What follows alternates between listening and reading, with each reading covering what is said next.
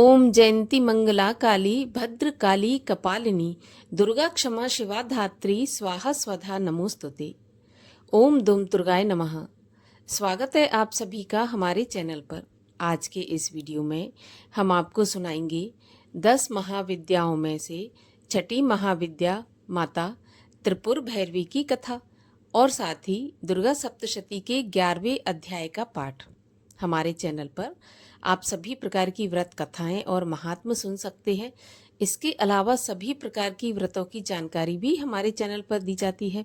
तो अगर अभी तक आपने हमारे चैनल को सब्सक्राइब नहीं किया है तो सब्सक्राइब करके बेल आइकन पर क्लिक करें। आज की ये कथा अच्छी लगे तो एक लाइक अवश्य कर दीजिए, क्योंकि आपके लाइक से ही हमें पता चलता है कि आपको हमारा वीडियो पसंद आया है। और अगर पसंद आए तो वीडियो को शेयर करके कमेंट में जय माता दी भी अवश्य लिखिए। तो चलिए अब हम सुनते हैं छठी महाविद्या माता त्रिपुर भैरवी की कथा।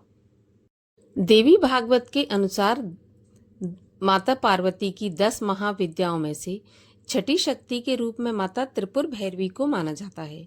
धार्मिक ग्रंथों में त्रिपुर का अर्थ त्रिलोक यानी तीनों लोकों से संबंधित माना गया है और भैरवी का संबंध काल भैरव से है, जो कि त्रिलोक में भय और पाप के नाश के लिए देवी त्रिपुर भैरवी स्थापित हैं।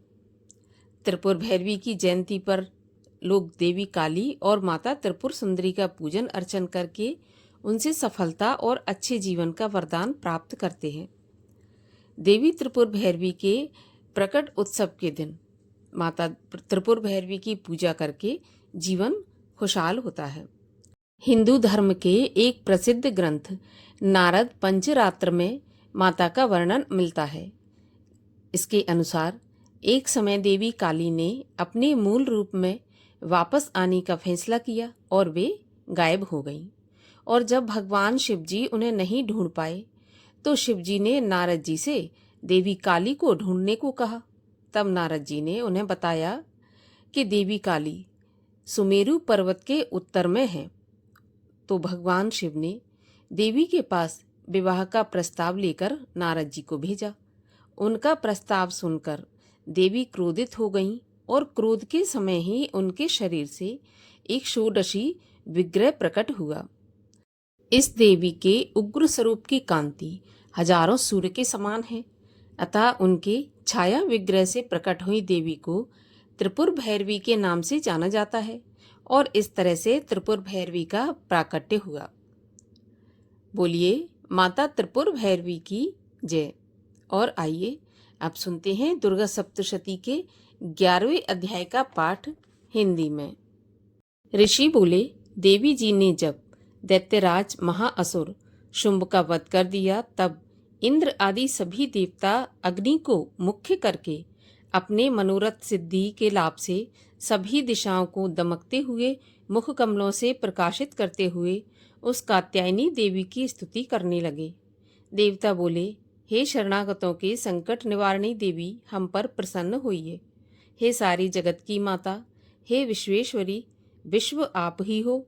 हे देवी, आपने इस सारे जगत को मोहित करके रखा है। पृथ्वी पर आपकी प्रसन्नता से ही मुक्ति का लाभ होता है। हे देवी जी, सभी विद्याएं आपका भेद हैं। जगत भर की सब स्त्रियां आपकी ही मूर्तियां हैं। हे जगदम्बे, आप अकेली ने ही सारे जगत को व्याप्त किया हुआ है। आपकी स्तुति क्या हो सकती है? आप तो स्तुति से परे हो एवं परावाणी हो, जबकि आप सबकी आधार स्वर्ग एवं मुक्ति देने वाली हो। इसी से आपकी स्तुति होगी। आपकी स्तुति के लिए अन्य कौन सी उत्तम उक्तियां हो सकती हैं? सारे जनों के हृदय में बुद्धि रूप होकर आप ही स्थित हो। हे देवी, स्वर्ग एवं मोक्ष देने वाली नारायणी, आपको नमस्कार हो। काष्ठादिक रूप से सबकी रक्षा कीजिए। हे देवी, आप चर अचर की स्वामिनी हो। आप ही एकमात्र जगत का आधार हो। पृथ्वी स्वरूप में विराज रही हो। हे देवी जी, आपका पराक्रम अलंघनीय है। आप ही जल स्वरूप में स्थित होकर इस सारे विश्व को तृप्त कर रही हो। अनंत पराक्रम वाली आप ही वैष्णवी शक्ति हो। विश्व भर में परम बीज माया विश्व का उपसंहार करने में समर्थ हे नारायणी देवी, आपको नमस्कार हो। हे देवी, आप सभी मंगलों को देने वाली मंगला, सभी अर्थों को सिद्ध कराने वाली शिवा हो। शरणागत रक्षक आप ही हो, तीनों नेत्रों वाली हो। हे नारायणी, आपको नमस्कार हो। आप ही सृष्टि, स्थिति एवं संहार करने में सनातनी शक्ति स्वरूप हो। आप गुणमयी एवं गुणों का आधार हो। हे नारायणी देवी, आपको नमस्कार हो। शरण में आए हुए दीन दुखियों की रक्षा करने में संलग्न, सबके संकट निवारण करने वाली, आपको नमस्कार हो।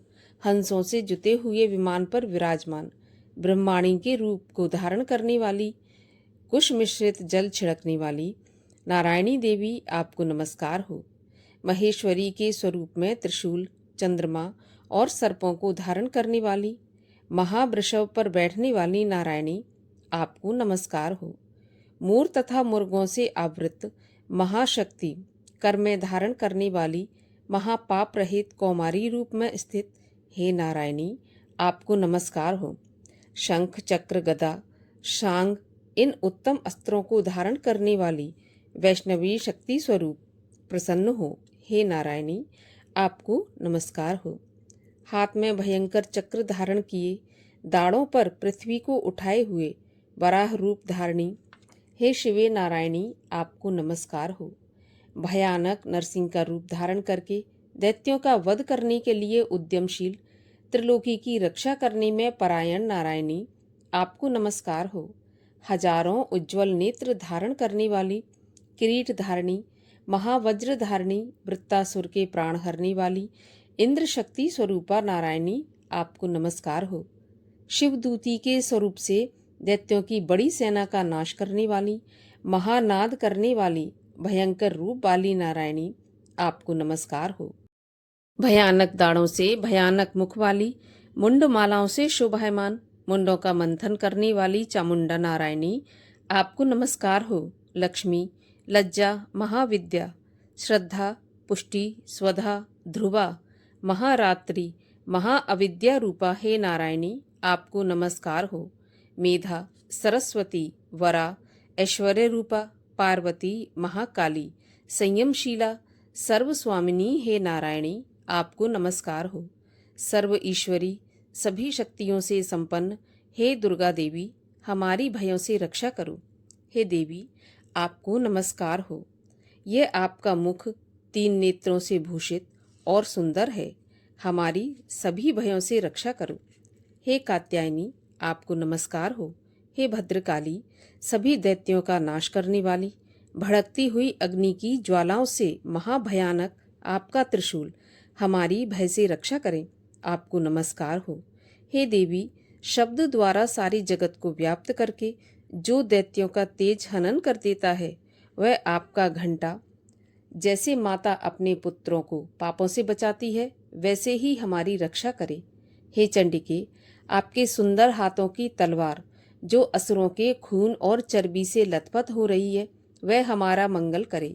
हम आपको प्रणाम करते हैं। हे देवी, जब आप प्रसन्न होती हो तो सभी रोगों को नष्ट कर देती हो, क्रोध करने पर सभी मनोरथ एवं कामनाएं नाश करती हो। आपके आश्रित पुरुषों पर कोई संकट नहीं आता, अपितु आपके आश्रित पुरुष दूसरों को भी आश्रय देते हैं। हे देवी, आपने जो आज धर्म द्वेषी महादैत्यों का नाश किया है, वह अपने स्वरूपों को अनेक शक्ति रूपों में विभक्त करके किया है। हे अंबिके, आपके सिवाय और कौन दूसरा ऐसा कर सकता है। विद्याओं में, विचारों के दीपक रूप शास्त्रों में, वेद वाक्यों में आपके सिवा और किसका वर्णन आता है, और न आपके सिवा कोई दूसरी शक्ति है जो इस विश्व को अज्ञान रूपी भयानक अंधकार से पूर्ण ममता रूपी गड्ढे में खूब भटका रही है।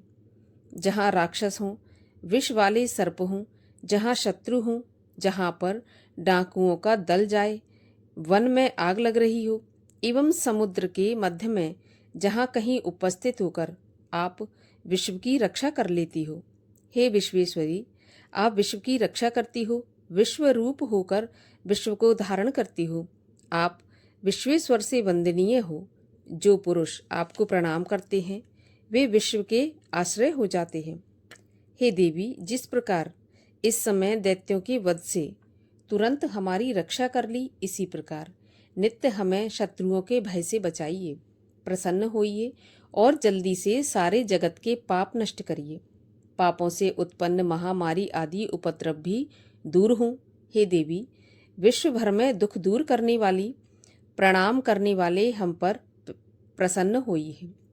तीनों लोकों के निवासियों से स्तुति की गई मातेश्वरी, सब लोकों के निवासियों से स्तुति की गई मातेश्वरी, सब लोकों को वरदान दीजिए।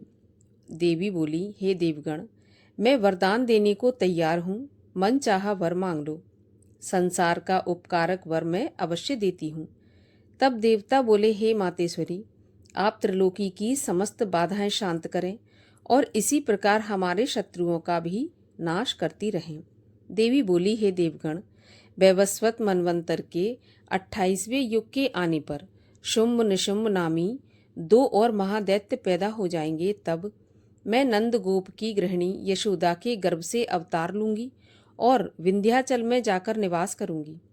फिर पृथ्वी पर महाभयंकर युद्ध से अवतार लेकर वैप्रचित्ति नामक घोर दैत्यों का भक्षण करते समय मेरे दांत भी अनार के फूलों की तरह लाल हो जाएंगे।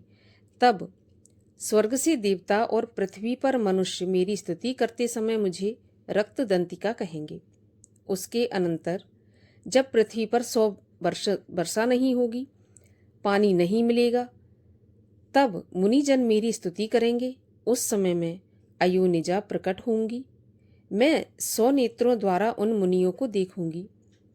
तब मनुष्य मेरा शताक्षी नाम से कीर्तन करेंगे। हे देवगण, उस समय सारे संसार को जब तक वर्षा नहीं होती तब तक मैं अपने शरीर से उत्पन्न शाकों द्वारा पालूंगी और पृथ्वी पर शाकंभरी के नाम से विख्यात हो जाऊंगी। वहां पर मैं एक दुर्गम नाम के दैत्य का वध करूंगी। फिर मेरा नाम दुर्गा देवी विख्यात होगा। फिर जब मैं भयानक रूप धारण करके हिमालय पर रहने वाले राक्षसों का मुनियों की रक्षा के लिए भक्षण करूंगी, उसी समय सभी मुनि भक्ति भाव से नम्र होकर मेरी स्तुति करेंगे। तब मेरा नाम भीमा देवी के नाम से विख्यात होगा। फिर जब अरुण नामक दैत्य तीनों लोकों में भारी उपद्रव मचाएगा, तब त्रिलोक की रक्षा के लिए 6 पंजों वाले असंख्य भ्रमरों का रूप धारण करके उस महाअसुर का वध करूंगी। उस समय लोग भ्रामरी कहकर मेरी स्तुति करेंगे और मेरी पूजा करेंगे। इसी प्रकार जब जब भी लोकों में दैत्यों द्वारा बाधाएं उपस्थित होंगी, तब तब मैं अवतार लेकर शत्रुओं का नाश करूंगी। इस प्रकार 11वें अध्याय का समापन होता है। अगर आपको कथा अच्छी लगी हो तो लाइक अवश्य कर दीजिए और चैनल को सब्सक्राइब करके बेल आइकन पर क्लिक कर लीजिए।